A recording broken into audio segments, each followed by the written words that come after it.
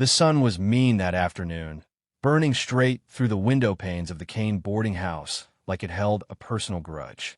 Inside, Martha Kane wrestled a sack of flour across the wooden counter, her arms shaking, her breath short. The flies buzzed like gossip around the dough she was kneading. Somewhere outside, a hammer struck rhythmically, bang, bang, pause, then again.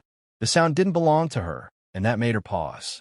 She wiped her brow with the back of her wrist and looked through the open door. A man stood in her yard, sleeves rolled up, fixing her broken fence. Dust rose around his boots, sunlight glinting off the buckle at his hip. He hadn't asked permission, hadn't spoken a word, just set to work as if he'd been hired. "Sir," she called out, her voice rough from years of smoke and silence. He didn't look up, only spat in the dirt and drove another nail home. "I didn't say you could touch that fence." The hammer stilled. The man turned slowly, one eye squinting against the light. He was lean under the trail dust, maybe 40, with a scar running from his ear to the corner of his jaw. He looked at her like a man who'd seen too much and didn't care to remember any of it. "It was falling," he said simply. His voice was low, flat as a prayer said too many times. "Wind'll take it by morning." "That fence has been falling for 3 months," she said. "Ain't no wind that patient." He half smiled, just a flicker. "Guess I ain't either." Martha stepped into the yard, shading her eyes with one thick hand. Her apron was streaked with flour, her face flushed red from the oven heat. The townsfolk would have laughed to see her standing like that. Fat widow, hands on hips, staring down a stranger. But there was something about the quiet in that moment that made even the flies go still. "You fixin' to earn something?" she asked. "Don't need much," he said. "A meal, maybe a bed for the night." "Got coin if that's what you're skin." Martha's eyes moved to his belt. The holster there was worn pale, leather soft from years of use. She didn't see the gun, but the space it should have been left its own kind of silence. "This ain't a saloon," she said carefully. "No, ma'am," he answered. "Looks cleaner." The corner of her mouth twitched, almost a smile. She turned, wiping her palms on her apron. "If you're hungry, supper's at sundown. You can chop that firewood if you mean to stay." He nodded once, already reaching for the axe. By the time the sun began to bleed itself out across the canyon, the yard was quiet except for the steady thud of the axe and the rustle of chickens settling in for night. Martha watched him from the porch, a bowl of beans cooling in her hands. He was deliberate, every swing placed just so. No hurry, no waste. A man who worked like that wasn't running from something. He was trying to remember what it felt like not to. Inside, the small clock over the mantel ticked. The sound reminded her that time was a thing she could hear but never catch. The stranger came in when the sky turned copper. He washed his hands in the basin, nodded politely at the doorway, and sat when she gestured. Neither spoke. Only the scrape of spoon against tin and the whisper of wind through the cracked boards filled the room. After a while, Martha said, "You got a name, mister?" He chewed, swallowed, and wiped his mouth with the back of his hand. "Colt," he said. "Colt Avery." She nodded, setting her bowl aside. "You been far?" "Far enough," he said. She didn't ask more. She'd learned that men who came dusty and silent to Dry Creek weren't here for conversation. They were here to forget, same as her. The lamplight trembled on the walls. She could feel the weight of her own shadow, broad, soft-edged, stretching longer than it should. She wondered if he saw it too. "I pay fair," she said after a while. "Work for a meal, a place to sleep. Don't owe me nothing but honesty." He looked at her then, really looked. "That'll do, ma'am." Her hands tightened on her apron. "Ma'am." Always that word. Never Martha. Never Mrs. Kane anymore. The title had died with Eli, buried out behind the barn. She rose, gathered the bowls, and turned her back to him. "Town don't take kindly to strangers," she said over her shoulder. "Town don't take kindly to anyone," he replied. She stopped, the plate halfway to the basin. "You been here before?" He shook his head. "Don't need to. Every town's the same." Outside, a coyote cried somewhere beyond the hills. She finished washing up, dried her hands, and stood at the doorway. The night air smelled of sage and smoke. "There's a cot out back," she said quietly. "Ain't much, but it's clean." He stood, adjusting the brim of his hat. "Appreciate it." As he passed, His sleeve brushed hers. Just a ghost of contact, barely there. Still, it was enough to wake something deep in her chest, something she hadn't felt since before Eli's grave turned cold. When he stepped out into the dark, she followed him to the porch. The stars had come out, sharp and cold over the desert. He paused halfway to the barn, turning back toward her. For a moment, neither spoke. Then Martha said softly, the words leaving her before she could stop them. "No one marries a fat widow, sir, but I can work." Colt looked at her for a long time. The lamplight behind her made her shape glow faintly, like the outline of something strong and alive. He tipped his hat, eyes unreadable. "Ma'am," he said, "I reckon that's all the world ever really needs." Then he turned and walked toward the dark, boots crunching in the dust, leaving her standing there in the doorway, half in shadow, half in light, watching the night swallow him whole. The wind rose, low and mournful, curling through the empty street of Dry Creek like an old song that nobody remembered the words to anymore. And from that moment on, folks said the Kane boarding house never quite looked the same again. The sound of a boot striking a man's ribs cracked through the dust outside the saloon. "Get up, Avery," someone shouted. "Ain't done teaching you respect." Colt spat blood into the dirt and rose slow, shoulders coiled tight. 3 ranch hands circled him, half-drunk, mean-eyed, and grinning like coyotes with fresh meat.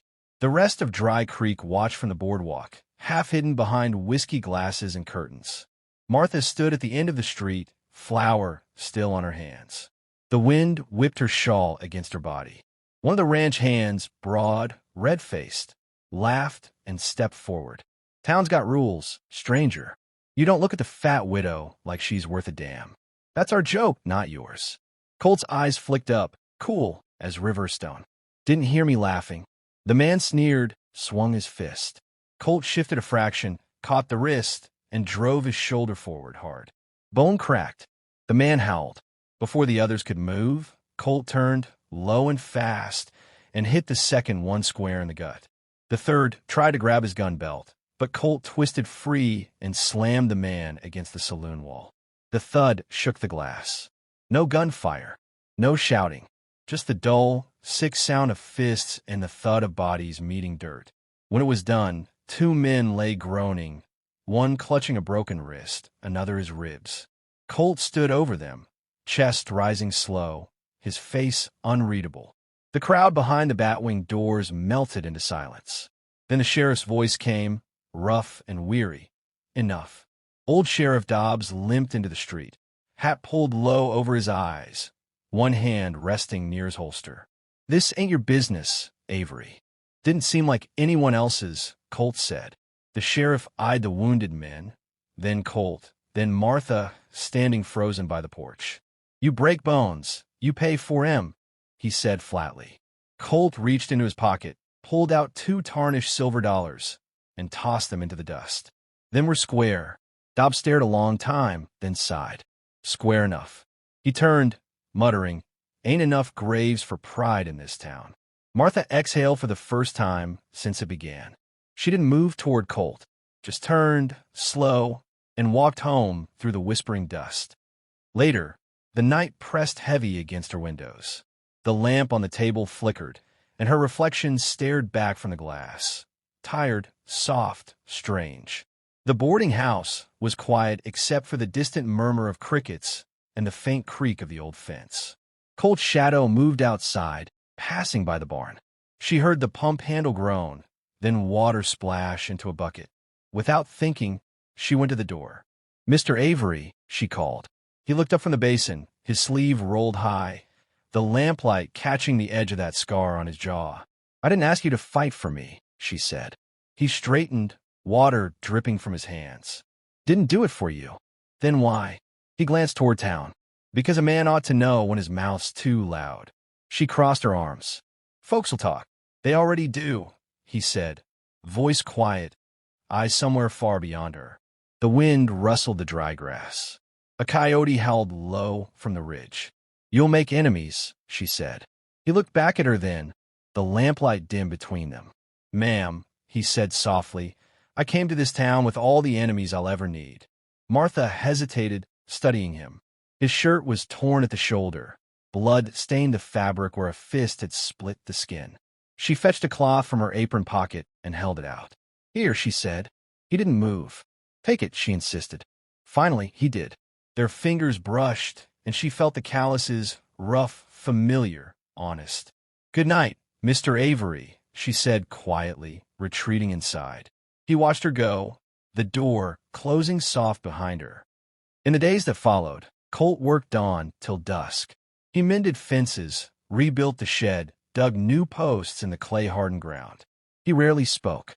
When he did, it was short, sure, and to the point. Martha noticed the rhythm of his work, precise, patient, the way he looked at the horizon as though measuring it, the way he stood when he thought no one was watching, hand always near his hip, shoulders angled toward the open. She brought him lunch one afternoon, bread, salt pork, and coffee gone cold in the tin cup. "You've done 3 men's work in 2 days," she said. He took the cup, nodding. "You feed 3 men's worth." She tried not to smile. "Town's still talking." "They'll stop," he said, "or they'll get tired of their own noise." He leaned on the fence, eyes narrowed toward the distant ridge. The sky was pale and cruel, the kind that made every breath taste of dust. "You've been in a fight like that before," she said. He didn't answer. She waited. Finally, he said, "Once or twice." "With a gun?" He looked down, thumb tracing the rim of the tin cup. "Not lately." "Why not?" He met her eyes then. The look in them made her chest tighten. "'Cause I got good at it." For a long time, neither spoke. The wind pressed through the dry grass, whispering like old secrets. When he finally went back to work, Martha stood there a while longer, hands folded tight against her apron. Somewhere deep down, she knew this man's shadow stretched longer than his story. That night, thunder rolled low across the desert. Rain never came, only the promise of it. Inside the boarding house, Martha lit another lamp. Colt sat at the table, silent, polishing the buckle of his belt with a rag. "You ever think of leaving?" she asked suddenly. He looked up. "Always." "Then why don't you?" He set the rag down, eyes on the flame. "Sometimes a man stops running 'cause he's got nowhere left to go." She leaned against the counter. "You running from something?"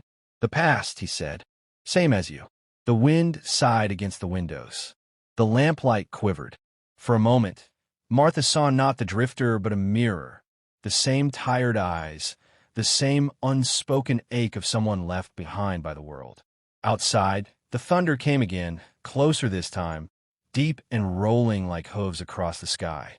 Martha spoke first, voice small but steady. "You best get some sleep. There's work come morning." He nodded, rose, and tipped his hat. "Yes, ma'am." When he stepped out into the dark, she stood there watching the door long after it closed. The storm never broke that night, but something else did, quiet and invisible, deep in the still heart of Dry Creek. And by morning, the town began to whisper a new story about the widow and her hired hand, and the trouble that always follows a man with a shadow that long. The night screamed with fire. Flames tore through the barn roof, snapping wood like bones, sending black smoke clawing into the sky. Horses kicked inside, wild-eyed, slamming against the stalls.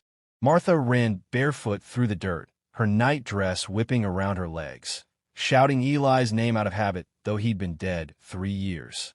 "Colt!" she cried, her voice breaking. "The horses!" He was already there, a shadow against the blaze, throwing open the stall doors. One horse bolted past him into the dark. Another refused to move, eyes rolling white. Colt grabbed its halter and dragged with everything he had. Heat licked his skin, burning through his shirt. "Get back," he shouted. "I won't leave them." "Martha now." She coughed hard, the smoke clawing at her lungs. He shoved her toward the open door and threw himself behind her, arm around her waist, forcing her out as the roof gave way with a roar. They hit the ground together. Sparks rained down, hissing in the dust. Martha pushed herself up, hair wild, face streaked with soot.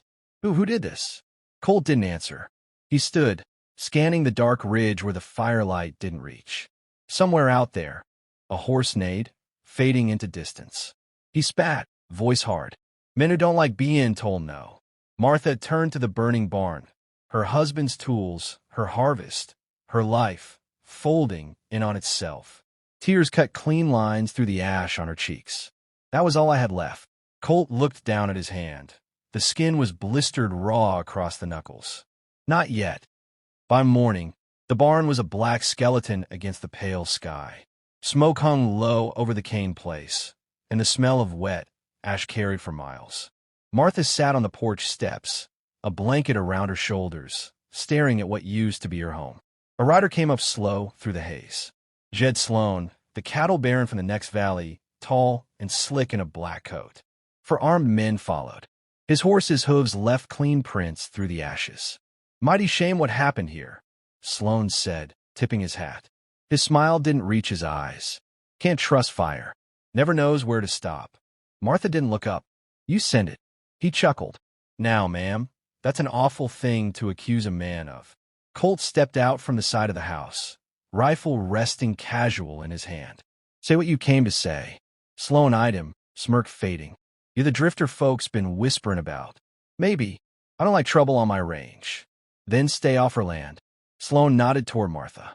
"Ain't her land. Papers say it's mine. Bought it fair off a banker in El Paso. Seems her late husband left debts. Shame, really." Martha's jaw clenched. "You forged those papers." He sighed, mock patient. "Lady, law don't care about forged or fair. Just what's signed and stamped." He leaned forward in the saddle, voice dropping low. "Tell me what's left before I gotta take it. Maybe I'll leave you enough coin for a train ticket east." Colt's hand shifted slightly on the rifle. "You should ride." Sloan's men tensed. Hands hovered over holsters. The air thickened, hot, still ready to split. Sloan smiled again, false and cold. "Enjoy the view while you can, drifter. Ain't much of it left." They turned and rode off slow, dust curling up behind them. When they were gone, Martha stood, the blanket falling from her shoulders. "He'll come back." "I know." She looked at Colt's burned hand. "You're hurt." He flexed his fingers. "Had worse." "What'll we do?" He looked toward the sheriff's office down the road. "Start with the law." The door to Sheriff Dobbs's office hung open. The place was quiet except for the steady buzz of a fly against the window pane. Colt stopped cold at the threshold. Martha stepped in behind him and gasped. Dobbs was slumped over his desk, blood dark against the wood, his badge lying in the dust at his feet. Martha's hand went to her mouth. "No." Colt knelt, checked for breath. "None." He picked up the badge, turning it over in his palm. "Shot in the back," he muttered. "Execution." Martha's voice shook. "Sloan." He didn't answer, just kept staring at the badge, his thumb running across the star's worn edge. Finally, he rose and pinned it to his shirt pocket. "What are you doing?" she asked. He met her eyes. "Law's gone, ma'am. But justice ain't." Martha felt something shift inside her, something sharp and final. She turned away from the corpse, walking to the gun cabinet on the wall. Inside hung the sheriff's old Winchester, dust-covered but loaded. She pulled it free, checked the chamber like someone who'd done it before. Colt watched her, silent. "I won't let him take what's mine," she said. "Not again." He stepped closer. "You know what that means." She looked at him, eyes steady. "Means we stop running." They spent the day fortifying what was left. Colt nailed new boards over the windows. Martha fetched shells from Eli's old chest. Her hands shook, but her aim didn't when she tested the rifle. By sunset, Dry Creek had gone quiet. Folks peered from behind curtains, whispering as the two of them moved through town, him with the badge, her with the rifle strapped across her back. An old man outside the saloon spat and muttered, "Kane woman's gone mad." Maybe she had, but the fire had burned everything soft out of her. What remained was steel. When the last light faded, Colt stood on the porch, watching the horizon. The desert glowed faintly red, like embers waiting for breath. Martha joined him, rifle in hand. The sky above them stretched wide and merciless. "He'll ride at dawn," Colt said. "I'll be ready." He looked at her then, not as the widow of Dry Creek, not as the joke the town whispered about, but as a partner, as someone who had already walked through her own fire and come out carrying the ashes like armor. She felt his gaze and asked quietly, "You ever wear a badge before, Mr. Avery?" He nodded once. "A long time ago." She studied him, the set of his jaw, the scar that caught the light. Then maybe that badge found its way home. He didn't answer, just turned toward the darkening ridge. Somewhere out there, thunder rolled low again, the promise of another storm. Martha chambered around and set the rifle against her shoulder. "Let him come," she said softly. "This time we'll finish it." Colt's hand brushed the badge, the metal cold against his skin. The last light of day caught it, just enough for the town to see the shine, and for a breath, it almost looked like the law still lived in Dry Creek. Then the sun slipped behind the ridge, and the night swallowed them both. The sun cracked the edge of the horizon like a bullet through glass. 10 riders came down the ridge, Sloane's men, their silhouettes sharp against the burning sky. Dust rose behind them, swirling like smoke from some far-off war. Colt Avery stood in the middle of Dry Creek's single road, his hat brim low, the sheriff's badge catching the first light. Beside him, Martha Kane gripped her rifle, fingers steady on the trigger. The wind tugged at her skirt and blew a curl of soot-stained hair across her face. Sloane reined his horse to a stop 50 yards away, the others spreading out on either side like wolves circling a wounded elk.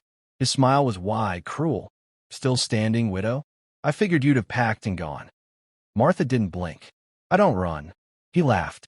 "You should have taken my offer. Would have saved you and your hired man a heap of trouble." Colt's voice cut through the air, low and even. "You brought trouble, Sloane. We're just settling accounts." Sloane's grin soured. "You think that badge makes you law? You're just another ghost with a gun." Colt spat into the dust. "Maybe, but ghosts don't miss." The first shot broke the morning. Martha's rifle bucked against her shoulder, sending Sloane's lead man tumbling from his saddle. Chaos followed, horses screaming, gunfire cracking through the air, the smell of black powder mixing with the dry wind. Colt moved fast, quicker than a man with a limp had any right to. He dropped to one knee, fired twice, and 2 more men hit the ground before the echo faded. "Martha! Left side!" he barked. She swung the rifle, fired again. A rider spun from his horse, boots catching the stirrup before he hit the dust. Sloane's men dismounted, shouting, firing from behind the water troughs and hitch rails. Bullets whined past Martha's ear, one splintering the post beside her head. She ducked, reloaded, heart hammering. Colt stepped out into the open, drawing the revolver from his hip, an old Colt Peacemaker, nickel worn to gray. He fired with calm precision, each pull of the trigger slow, deliberate, final. When the smoke cleared, half of Sloane's men were down. The rest hesitated. Sloane snarled, "Finish it!" They charged. Colt met them halfway. He caught a slug in the shoulder, but didn't slow. The next second, his gun was empty. He swung it like a hammer, cracking one man across the jaw, yanked another down by the coat, and drove a fist into his throat. Martha fired again and again until the rifle clicked dry. She grabbed Eli's old revolver from her belt and stepped into the street beside Colt. The last rider fell, screaming, into the trough. Only Sloane remained. He stared at them, dust rising around his boots, face pale beneath the brim of his hat. "You think this changes anything?" he spat. "You kill me, and 10 more will come. I own this county." Colt's gun hung low at his side. Blood ran from his shoulder down to his fingers. "You don't own what you can't walk away from." Sloane drew. 2 shots fired at once. Sloane's bullet hit Cole high in the chest. Colt's hit Sloane square between the eyes. The cattle baron pitched backward off his horse, lifeless before he hit the ground.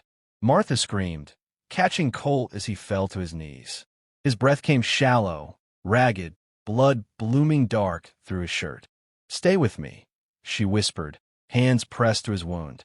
He smiled faintly. "You're tougher than any man I ever rode with." Tears streaked through the soot on her face. "Don't talk." He coughed, blood on his lips. "Never thought I'd find peace in a place like this." Her voice trembled. "You found it." He reached weakly for the badge pinned to his chest, pulled it free, and placed it in her hand. "Dry Creek needs law. You wear it now." Martha shook her head. "I ain't." "Yes, you are." His voice faded to a whisper. "You already proved it." His eyes drifted toward the light creeping over the canyon. "Eli's waiting," he murmured, and then he was still. Martha sat in the dirt, holding him until the sun rose fully over the town. The street was quiet now, only the wind moving the dust, the faint creak of saddles where Sloane's men lay dead. When she finally stood, she pinned the badge to her dress. Her hands were steady. By noon, the townsfolk began to emerge, faces pale, eyes wide. They found the bodies, the guns, the woman standing alone in the center of the road. Someone whispered, "She did it. The widow did it." Another voice, "No, her and the cowboy." But the cowboy was gone, lying still beneath the dawn. Martha walked past them without a word. She went to the sheriff's office, hung Colt's hat on the peg by the door, and placed the badge on the desk beside the ledger. Then she went home. Weeks passed. The rains came and washed the blood from the street. Grass grew where the barn had burned. Martha rebuilt, board by board, her hands cracked and strong. Travelers started stopping at Dry Creek again. Riders, drifters, folks looking for a meal and a bed. Martha took them in, same as she'd done before, but now there was something in her eyes that made men speak softer. Sometimes, children would sneak up to her porch, daring each other to ask if the stories were true. "Did you really shoot 10 men, Miss Kane?" They'd say. "Did the cowboy really die for you?" She'd smile faintly, wiping her hands on her apron. "He didn't die for me," she'd say. "He died for justice." And at night, when the wind carried the desert's lonely song through the valley, some said they still saw a shadow standing by the ridge, tall, lean, hat tipped low, watching over the town that once forgot what courage looked like.